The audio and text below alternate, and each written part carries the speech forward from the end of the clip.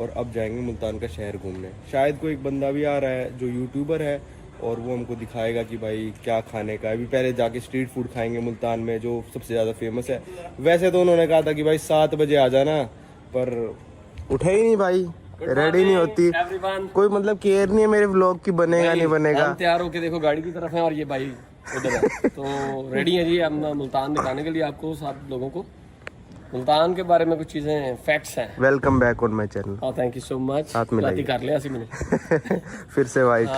कुछ फैक्ट्स हैं। सबसे पहले तो ये है कि ये लाहौर से भी पुराना शहर है। अच्छा। लगभग कोई 5000 साल पुराना शहर। उसके बाद इस शहर की सबसे बड़ी खासियत ये है कि ये औलिया अल्लाह का शहर है।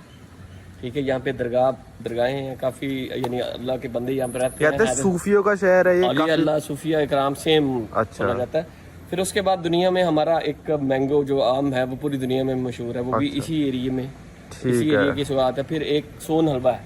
हाँ, तो मैंगो और सोन हलवा आज खाते हैं। हाँ, मैंगो नहीं खा सकते। अच्छा, सीजन नहीं है अभी, तो गर्मियों में होगा तो ओके। फिर यहाँ की जो जुबान है वो है सराइकी। यहाँ की जो जुबान है वो है सराइकी।